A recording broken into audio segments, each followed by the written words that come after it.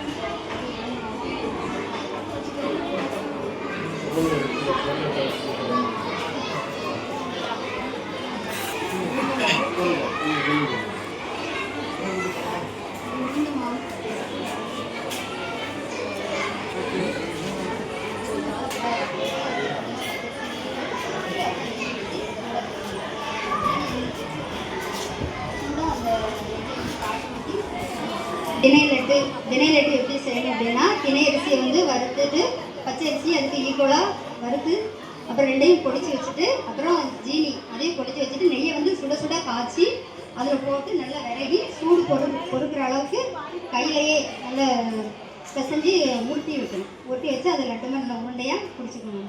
சாப்பிட்றதுக்கு ரொம்ப டேஸ்ட்டாக இருக்கும். அது வந்து இதயத்துக்கு வந்து ரொம்ப நன்மை தருக்கணும்.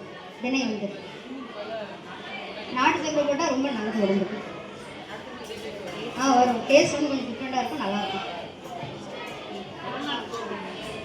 இது வந்து நம்ம அப்பப்போ செஞ்சு யூஸ் பண்ணிக்கலாம். ஆனால் ஒரு 10 days வேறு கெடாமல் இருக்கணும். ஆமாம், soya beans, vegetables, carrot, beans, ஆமாம், பிரியாணி மாதிரி போட்டு மசாலா வந்து அவ்வளோவா ஆட் பண்ணக்கூடாது. அப்போ இந்த டேஸ்ட் வந்து நமக்கு அப்படியே அரிசியோட டேஸ்ட் அப்படியே மங்காமல் நமக்கு கிடைக்கும். இஞ்சி போட்டு சேர்த்துருக்கோம். இது வந்து பாலைக்கிழங்கு இரும்பு சத்து நம்ம கிடைக்கிறதுனால இது வெங்காயம், தக்காளி, பூண்டு போட்டு அப்படியே வதக்கி இந்த கீரையும் நல்லா வதக்கி ஃப்ரை பண்ணி ஃப்ரைட் ரைஸ் மாதிரி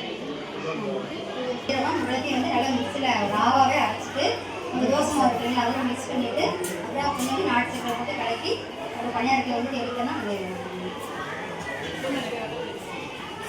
எல்லாம் ரெடி வச்சுருக்கோம். சரி, வெத்தலை திருத்தலை செடி எல்லாம்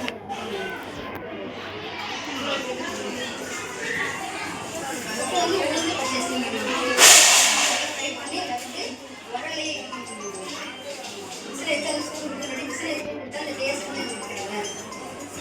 நம்ம ஃபங்க்ஷனுக்காக ஸ்பெஷலாக உடலை இடிச்சு தேங்காய்லாம் போட்டு நம்ம வேக வைக்கணும். வேக வச்சு தேங்காய் தண்ணி போட்டு வெல்லம் பொரிச்சு போடுறாங்க. வெல்லம் பொரிச்சு போட்டு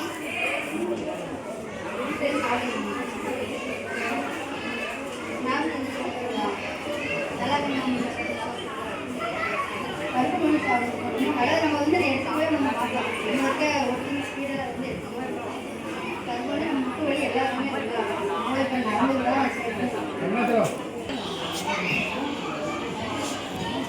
அது வந்து வெத்தலைங்க.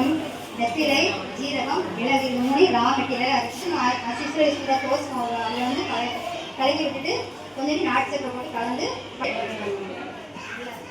சளியெல்லாம் நமக்கு சளி தொந்தரவு இருக்காது. குழந்தைங்க நம்ம எத்தனை ஜூஸ் போட்டு கொடுத்தா குடிக்க மாட்டாங்க. இப்படி கொடுத்தா ஸ்நாக்ஸ் எடுத்து சாப்பிடுவாங்க.